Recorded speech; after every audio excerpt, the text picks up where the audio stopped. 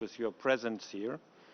I have the pleasure to call on the Republic of Albania, Ms. Elisa Spiropali, Minister of State for Parliamentary Relations. Excellency, the floor is yours.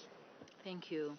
Excellencies, dear colleagues, first I wish to thank the organizers for the hospitality and overall efforts to hold this important conference, demonstrating the serious concern about the threat the war in Ukraine poses for global peace and security and the pressing need to come up with concrete projects to enable Ukraine recovery.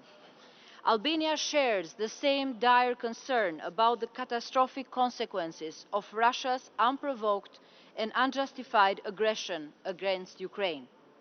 The ongoing war of aggression against Ukraine continues to cause terrible human suffering, massive destruction of infrastructure, and major disruption of the economy.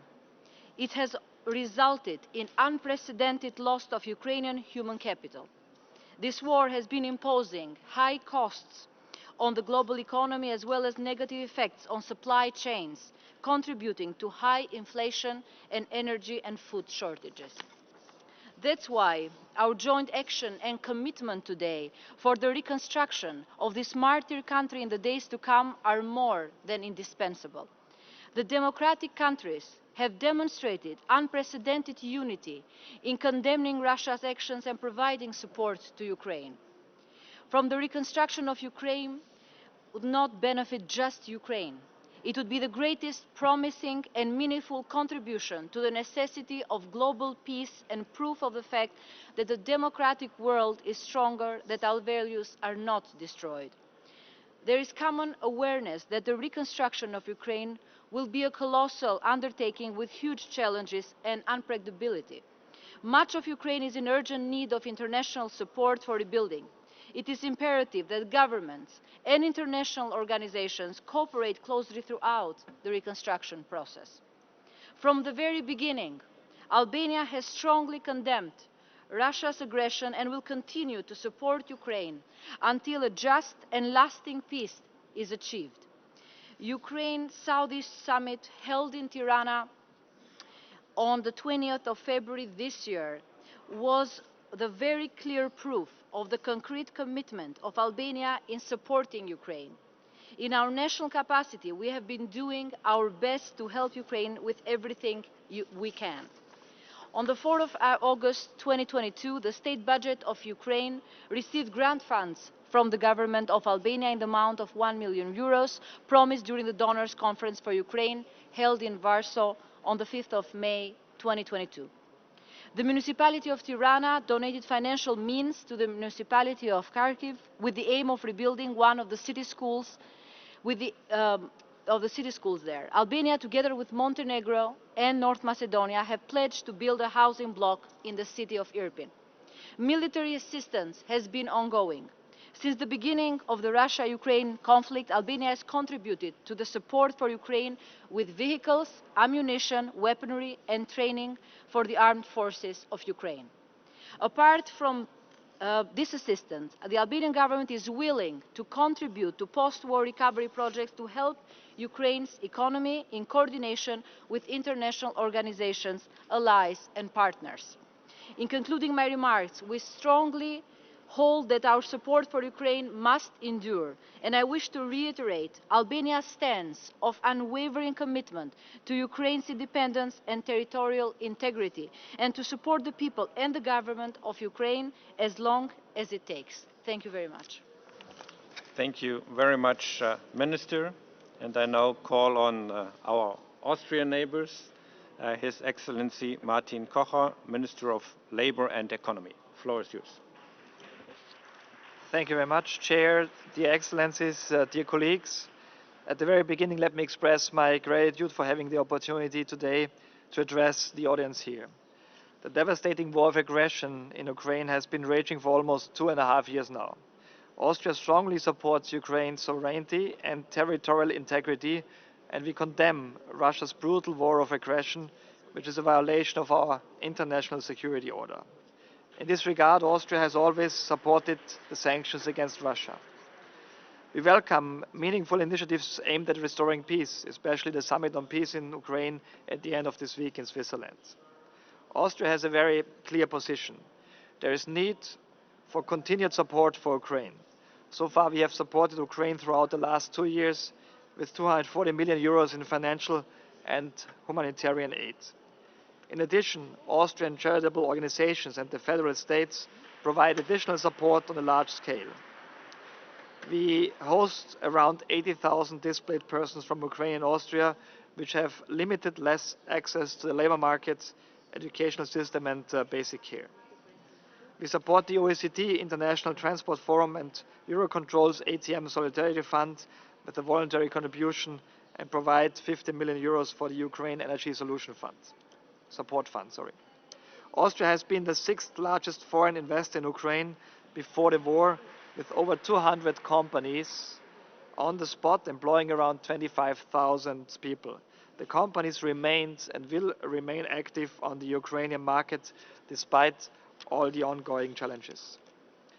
Given the enormous damage caused by the war, I'm aware of the fact that reconstruction will be a long-term project of highest priority. Many Austrian companies are extremely interested in participation in this project and in helping to rebuild with their globally recognized know-how. We are constantly intensifying our support, our guarantees and our counseling measures for export-oriented Austrian companies in order to further facilitate business opportunities in Ukraine. And it goes without saying that we are strongly committed to Ukraine's European path. We welcome the European Commission's assessment of last week that conditions for the start of negotiations on EU accession are fulfilled. Thank you very much. Thank you very much, Minister, and I have now the honor to call on His Excellency Denis Besirovic, Chairman of the Presidency of Bosnia and Herzegovina. The floor is yours, Excellency. Dear Excellencies, ladies and gentlemen, I would like to express my sincere appreciation to Chancellor Olaf Scholz for his excellent leadership in organizing this important conference. Our presence in Berlin today is a sign, first of all, of our undoubted support for the heroic people of independent and sovereign Ukraine. The defense of Ukraine is the common interest of all democratic states in Europe and the world. The foreign policy of Bosnia and Herzegovina is based on the constitution, laws and other official documents of the state of Bosnia and Herzegovina. They clearly state that we stand for respecting the international law, equality, sovereignty, territorial integrity, and the principle of peaceful cooperation. Among other things, and for this reason, we strongly support the independence, sovereignty, and territorial integrity of Ukraine. Today, more than ever, it is necessary to support Ukraine in its righteous fight for freedom. The competent state authorities of Bosnia and Herzegovina condemning the Russian aggression against Ukraine as an act of violation of international law. After Russia's aggression in Ukraine, Bosnia and Herzegovina has joined the Europeans' supportive position on Ukraine. Solidarity and united support for Ukraine are of fundamental importance for the entire democratic and free world. Bosnia and Herzegovina fully understands the suffering and destruction that Ukraine is going through. From 1992 to 1995, my country was a victim of brutal aggression, during which the genocide against Bosniaks in Srebrenica was committed. No other country in Europe in the second half of the 20th century suffered such great destruction as Bosnia and Herzegovina. After the war, GDP plummeted to around 25% of its pre-war level. Industrial production declined by over 90%, while unemployment soared to around 70 to 80%. However, with the help of our allies, we have recovered and we are ready to share our experiences of post-war recovery with friendly Ukraine. Bosnia and Herzegovina and Ukraine belong to the community of free and democratic states. Together, we share a vision of a world where peace, freedom, justice and human dignity are fundamental values. Our solidarity with Ukraine stems from a deep understanding of the importance of preserving these values. Bosnia and Herzegovina can be a reliable ally in the reconstruction of Ukraine. We are ready to share our experience, knowledge and resources regarding the construction and reconstruction of Ukraine. Our experience and expertise in prosecuting criminals and identifying the missing can be useful. Our demining teams are among the best in the world. From 1996 to 2023, about 84,000 different types of mines and about 71,000 other explosive devices from the war were found and destroyed in Bosnia and Herzegovina. We are ready to help with training, but also in the removal of mines and unexploded ordnance. Humanitarian and other assistance to the people of Ukraine, as well as assistance to the displaced Ukrainian population around the world, is of great importance. Protecting civilians is one of the most important tasks. Bosnia and Herzegovina continues to demonstrate its solidarity in support of Ukraine. The state authorities of Bosnia and Herzegovina will remain consistent in support of the independence, sovereignty and territorial integrity of Ukraine. Bosnia and Herzegovina will always be with those who fight for justice, peace and human dignity. Thank you for your attention. Thank you very much, Mr. Chairman. Thank you for coming to Berlin. And I now have the pleasure to call on His Excellency Martin Eljofsson, Permanent Secretary of State for Iceland. Thank you, Mr. Chairman, dear Excellencies, ladies and gentlemen. I would like to start by thanking Germany for hosting this event and for your warm hospitality. Iceland is a founding member of NATO and stands in full solidarity with Ukraine against Russia's illegal invasion. We have joined allies and partners in implementing all sanctions and restrictive measures against Russia and Belarus. Through a parliamentary resolution and a recently signed bilateral agreement with Ukraine, Iceland has committed to a long-term support for Ukraine. Accordingly, Iceland will continue to strengthen bilateral cooperation with Ukraine with increased presence in Kiev and actively support Ukraine in international fora, including accountability measures. Iceland has granted immediate asylum to all Ukrainians seeking refugee status in Iceland, and we have already granted more than 4,200 Ukrainians a protection in Iceland, which accounts to 1.1% to 1.2% of our population. Our total support today stands at 6 billion ISK, which doesn't tell you much probably. That would account to 40 million euros. And 50% in civilian support and 50% of that in defense-related support. Additionally, Icelandic companies and citizens have contributing to restoring energy infrastructure, provided prosthetics and as well as winter gear to Ukraine's soldiers and citizens.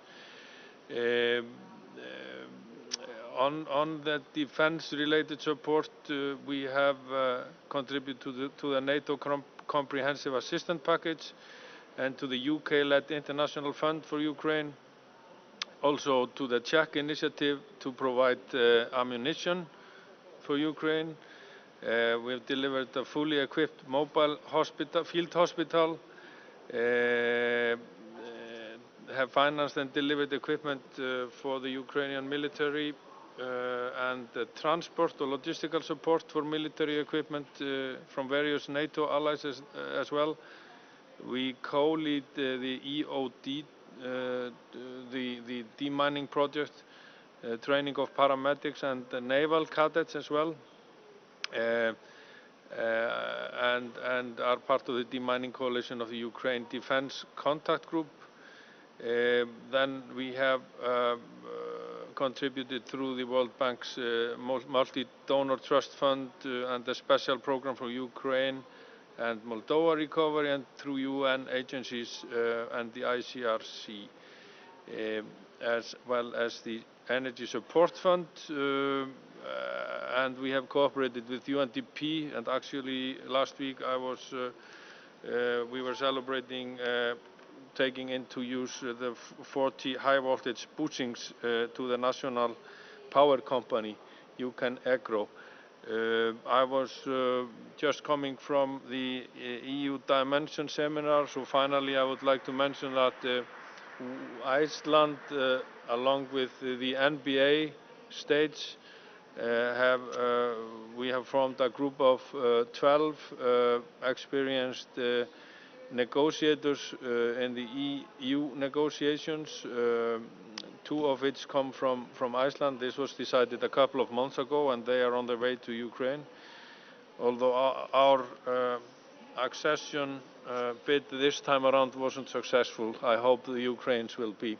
Thank you very much, Mr. Chairman. Thank you. Thank you very much. And I now have the pleasure to call on the Republic of Ireland. And I give the word to Joe Hackett, Secretary General, Department of Foreign Affairs. Thank you very much. I'd like to thank Germany and Ukraine for convening this very timely conference as the world calls for peace based on a full withdrawal of all of Russia's invading forces. Russia instead continues to escalate with its new offensive in the northeast and ongoing relentless and reprehensible attacks on Ukrainian cities and civilian infrastructure. Their sole objective is to inflict maximum damage and break the spirit of the Ukrainian people. And this demonstrates the clear and urgent need to provide Ukraine with the necessary supports to continue to defend itself and repair its critical infrastructure. President Putin is counting on us growing tired and of becoming distracted by other priorities. And we must ensure that this is his greatest miscalculation. Ireland's support for Ukraine is unwavering. We are committed to supporting the country for as long as it takes, and we have contributed extensive political, economic, military and humanitarian assistance, and we will continue to do so. We are a strong advocate for continued support for Ukraine at EU level and for Ukraine's future EU membership. The European Council recently took a number of significant decisions aimed at putting our financial support on a more sustainable footing in the period ahead, and all EU partners, without exception, need to commit to the early and consistent implementation of these decisions. Today I want to pay particular tribute on behalf of the Government of Ireland to the heroism of the Ukrainian people, ordinary civilians who have persevered with immense courage and resolve to continue their everyday lives and keep their country running despite the severe challenges they face. And that same determination and resolve is needed to rebuild their country with support from international partners, each of us bringing our national strengths and capacities to bear, as we have seen throughout this conference here today.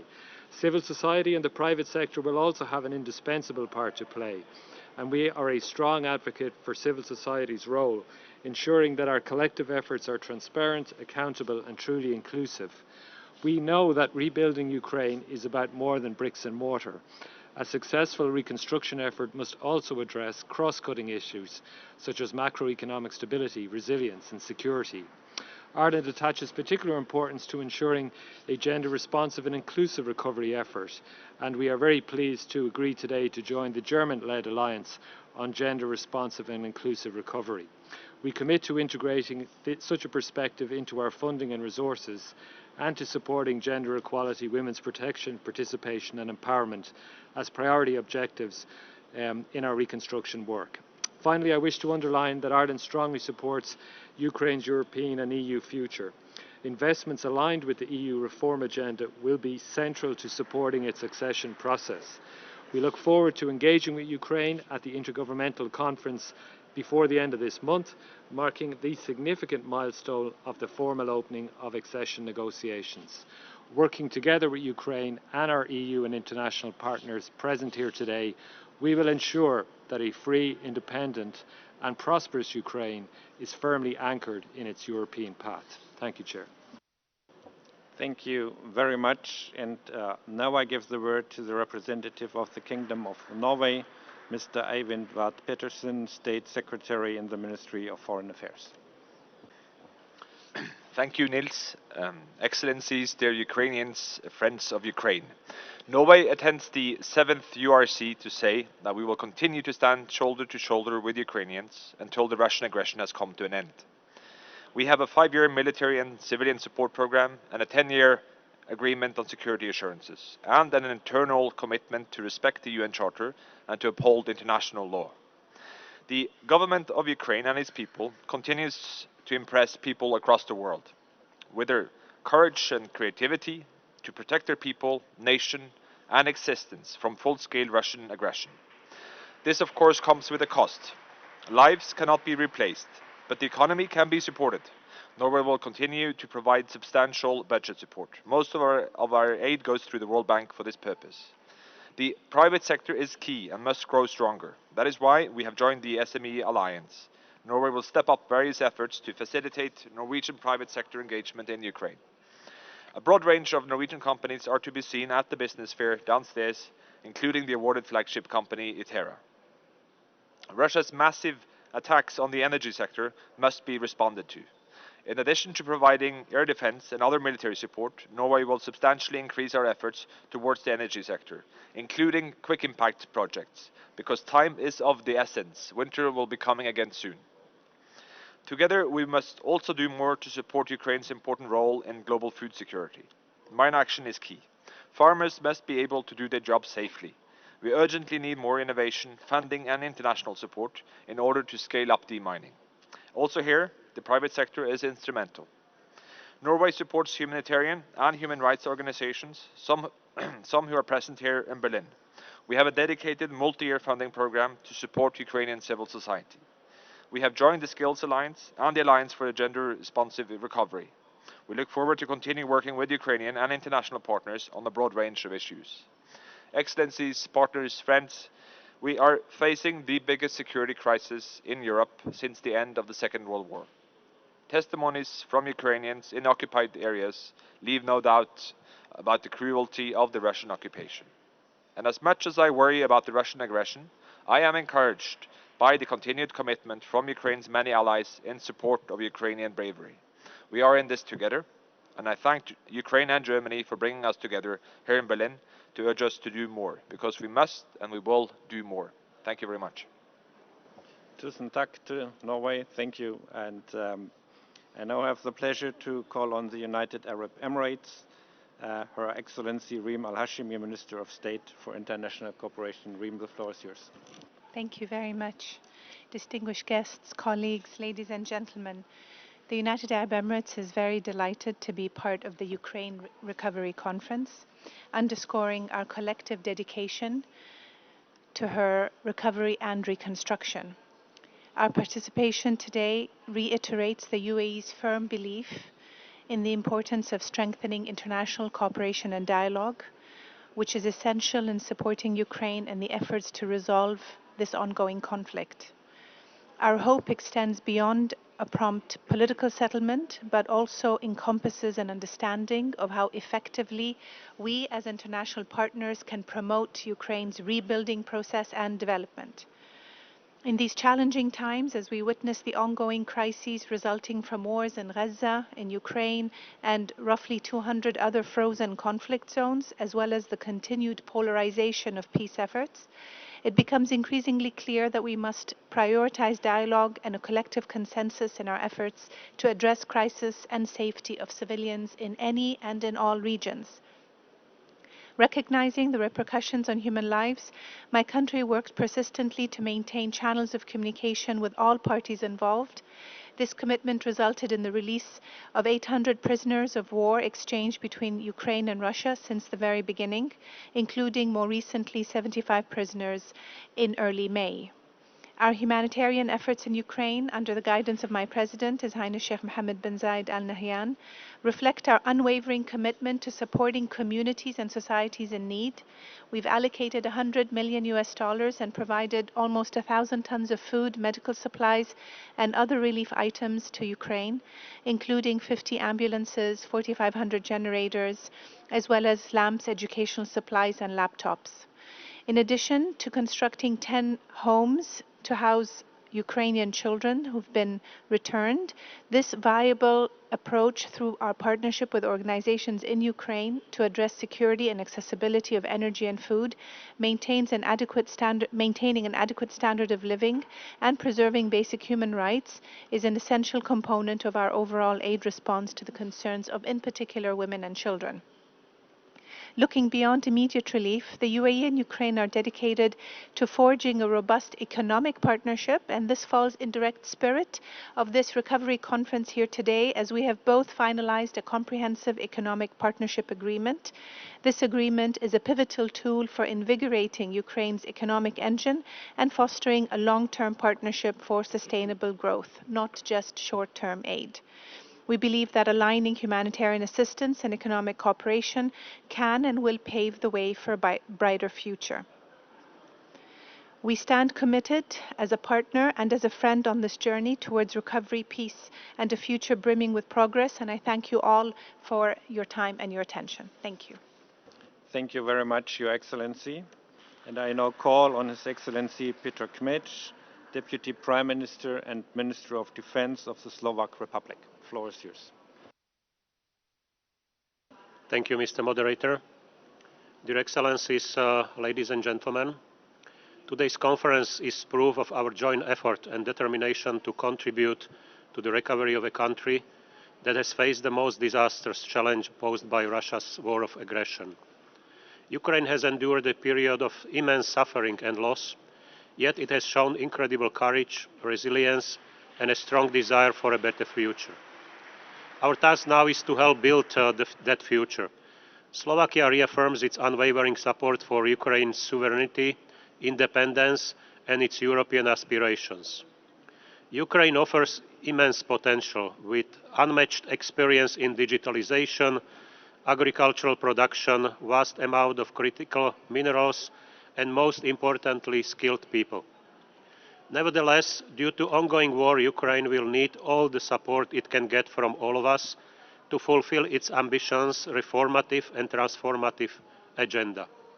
Slovakia will act as a gateway of Ukraine to the European Union and will continuously support its European future, as EU integration is a way to ensure Ukraine's sustainable development. As a member of the EU, Slovakia understands the transformative power of European integration and is committed to sharing its experiences and resources to facilitate Ukraine's path toward EU membership.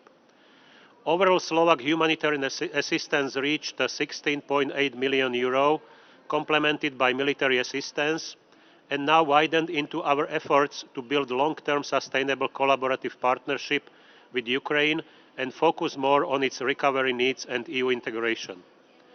Slovakia is actively supporting Ukraine with energy, with necessary equipment and emergency support from our transmission operator, worth almost €4 million.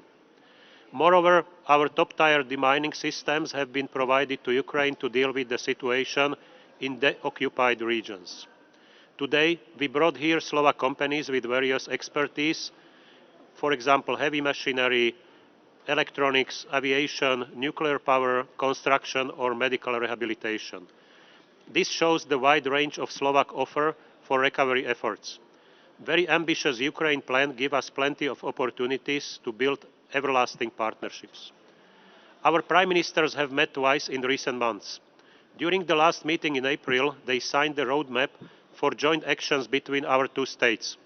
This roadmap defines the next steps in our collaboration in the energy, economic or engineering area, as well as expansion of cooperation in education, science, culture, environment and space.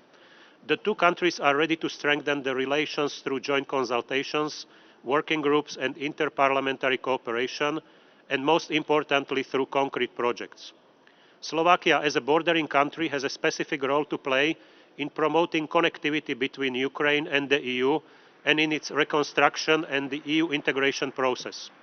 Prime Ministers made an agreement on the three flagship cross-border projects, namely new direct train connection between Kiev and Košice International Airport, the reconstruction and modernization of the Mukachevo-Velké Kapušany electricity interconnector, and modernization of border crossing points to increase capacity of cargo transit.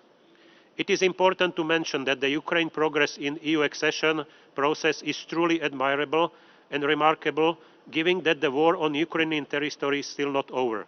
I would like to congratulate Ukraine and Moldova on the recent decision by the European Commission to start accession negotiations. Let me conclude by saying that the Ukraine is not alone in this process. Together, we can help build a peaceful, prosperous and united Europe. Thank you very much for your attention. Thank you very much, Deputy Prime Minister. Thank you for coming to Berlin. And I now have the pleasure to call on His Excellency Mehmet Kemal Bozay, Deputy Minister of Foreign Affairs and Director for EU Affairs for the Republic of Turkey. Thank you, distinguished Chair. Excellencies, esteemed participants, let me first thank the governments of Ukraine and Germany for holding this year's recovery conference. It has been almost 2.5 years since the war began. It's impossible to accurately estimate the real costs of this war to the global economy. Since the war still rages on, the suffering and cost continue to rise exponentially. Today, we are all united in support for Ukraine. Turkey has been standing for Ukraine from the very beginning. We remain committed to Ukraine's independence, sovereignty, and territorial integrity, including its territorial waters. While we provide strong political and humanitarian and technical support for Ukraine, we will continue to seek a diplomatic solution that upholds Ukraine's just cause. Distinguished guests, Turkey has been highly active in Ukraine with its companies that completed around 300 projects valued close to 10 billion euros. At the start of the war, Turkish constructors in Ukraine had 50 ongoing projects that amounted to $3.2 billion. Despite the ongoing conflict, they assumed 40 projects that amounted to $380 million in 2023. The iconic Irpin Bridge was reconstructed by a Turkish firm. Today, I am glad to see the representatives of many reputable Turkish companies in the conference. With their extraordinary know-how and unmatched experience in the region, Turkish companies from different sectors are ready to take a leading role in the reconstruction. Excellencies, grasping the full scale and depth of the reconstruction challenge is vital. We need all the help we can get for Ukraine's revival. Engaging all relevant partners, including the private sector, international financial institutions and other donors, is essential to help Ukraine build back better. EU's Ukraine facility is a good example in this regard. Turkey's inclusion into the Ukraine facility would only support and accelerate the reconstruction efforts. We are ready to collaborate with other interested actors to generate a stronger synergy in the recovery efforts. In this regard, we already started working with Japan and South Korea. We have also started consultations with some European partners on trilateral collaboration schemes that include Ukraine. We will continue to be staunch supporters of Ukraine in addressing this challenge. Distinguished guests, before ending my remarks, I would like to pay our respects to the Ukrainians, including Crimean Tatars, who lost their lives in the epic effort to defend their country. Thank you. Thank you to Turkey. Thank you very much. And I now have the pleasure to call on the Holy See, Daniel Pacho, Undersecretary for Multilateral Affairs. The floor is yours, Excellency. Thank you.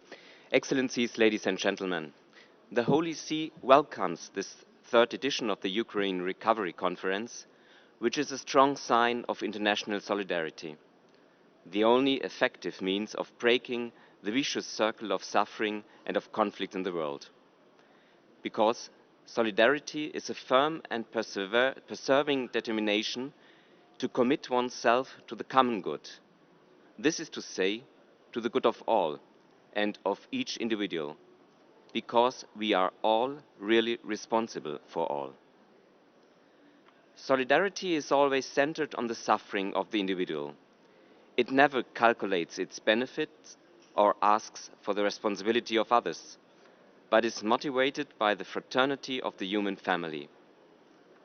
The principle of humanity includes the duty of solidarity, because we are all creatures, brothers and sisters of our Heavenly Father. Furthermore, we have every reason to hope that the focus on the catastrophic consequences of the ongoing war for Ukraine and its people will not only reaffirm our shared conviction that a just peace must be pursued with greater urgency and commitment, but that our human-centered approach will open the eyes of those responsible for the continued suffering of innocent children and their families. I would like to make 3 specific observations that may be of value in efforts to facilitate the country's recovery. First, an urgent commitment. It is important to stress that the reconstruction of Ukraine must be addressed now, despite the ongoing devastation and uncertainty caused by the war, in order to ensure that the lives of the Ukrainian people are as human as possible. Second, an inclusive commitment. Respectful and inclusive cooperation with Ukrainian partners is necessary. In this context, I would like to highlight the humanitarian service provided by the Holy See and the Catholic Church through its institutions on the ground, which is a source of hope for those Ukrainians who have remained in their homeland or who wish to return. Third, a human-centered commitment. The tragic impact of war on social cohesion is evident in the disruption of family and interpersonal relationships, the millions of displaced Ukrainians, the decline in birth rate, and very significant human losses. A sustainable reconstruction of the country therefore requires that human and social component be the fundamental criterion for all initiatives. The Holy See, for its part, will continue to work for the release of prisoners of war and the repatriation of Ukrainian children, without neglecting its humanitarian and diplomatic efforts to bring about a just peace to Ukraine. Allow me to conclude with the words of Pope Francis to the people of Ukraine. I quote, "I remain close to you in heart and prayer, with humanitarian concern, that you never feel alone, that you not become inured to war, that you will not be left alone." Thank you for your attention. Thank you very much. And I now have the pleasure to call on the Commonwealth of Australia, His Excellency Paul Lehmann, Australia's Ambassador to Ukraine and Moldova. Thank you, Chair. Excellencies, distinguished colleagues and members of the business community. It's my privilege to join you today on behalf of the Australian Government at the 3rd Annual Ukraine Recovery Conference. And thank you for the invitation to deliver a statement, and to Germany for hosting this important event. Australia continues to unequivocally support the Ukrainian government and its people against Russia's illegal and immoral invasion. Australia remains steadfast in supporting Ukraine to defend itself and to hold those responsible to account. We stand in unwavering support of Ukraine's sovereignty, territorial integrity, and the international rules-based order. Australia's actions to date, including our recent announcements of a $31 million energy and humanitarian package and a $100 million military package, bring our total support to more than 1 billion Australian dollars. These aims are there to meet Ukraine's highest priority needs. Aside from the terrible damage and loss of life in Ukraine, Russia's invasion has had devastating and lasting impacts felt all over the world. Australia is committed to working with Ukraine to help end the war on its own terms and working with our partners to address the longer-term challenges brought on by Russia's brutal invasion. But as we know, governments alone cannot meet the costs of Ukraine's recovery. It will be a whole-of-society effort. Ukraine's future will be bolstered by local and international partners from government, civil society, the private sector and beyond. With that, I would like to extend warm thanks to those in the business community from Australia and across the world who have already contributed generously to Ukraine's reconstruction and recovery needs. Ukraine has all the factors for a successful reconstruction journey: resilient people, a robust economic base, vibrant civil society, and committed global supporters. This conference will build on this momentum and deepen these connections as we look towards developing solutions to aid in Ukraine's recovery and long-term reconstruction. Together, we will help ensure Ukraine ends the war on its own terms and can build back better. Thank you. Thank you very much, Ambassador, and we stay in the region. I call on His Excellency Craig Hawkey, New Zealand's Ambassador to Germany for New Zealand, please. Thank you very much. Excellencies, distinguished colleagues, ladies and gentlemen, let me begin first by expressing thanks to our host Germany for organising this important conference. New Zealand has been clear from the beginning that Russia's aggression against Ukraine represents a fundamental challenge to the United Nations Charter's prohibition on the use of force to resolve disputes. In addition, it contests the broader rules-based international order that has delivered peace and prosperity to our country and many others for over 75 years. We acknowledge the devastating toll that more than 2 years of Russian aggression has taken on Ukraine's people, its environment, its economy, and its civilian infrastructure. And in particular, in the context of this conference, we acknowledge the devastation to Ukraine's energy generation capacity due to Russian bombing this spring. It is clear that Russia's strategy is to target the national resilience of the Ukrainian people and to reduce their will to resist. This brutal calculus cannot be allowed to succeed. While the armed forces of Ukraine continue to valiantly resist Russia's attacks, we look forward to a future where Ukraine can enjoy a comprehensive, just, and lasting peace. We commend Ukraine's efforts to progress this through President Zelensky's 10-point peace formula, and we welcome the forthcoming peace summit in Switzerland.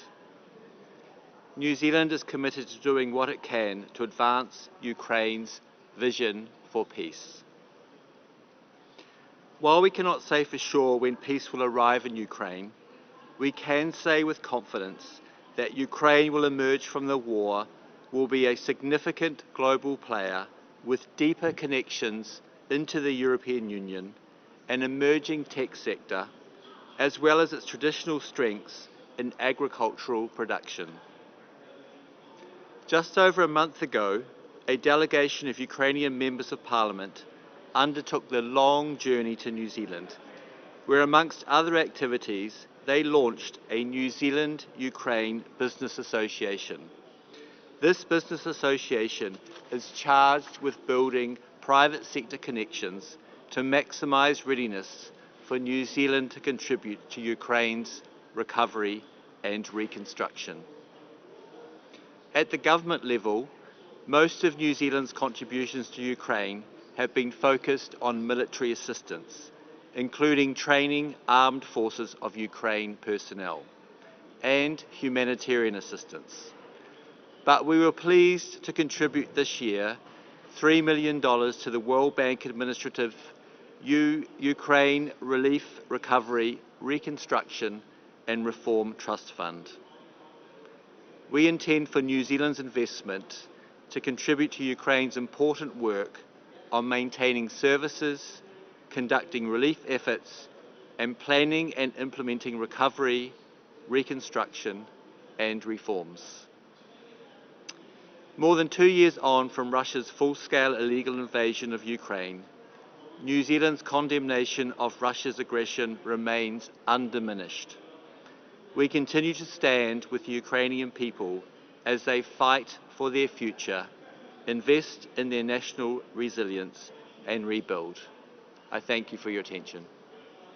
Thank you very much, Ambassador, for your contribution.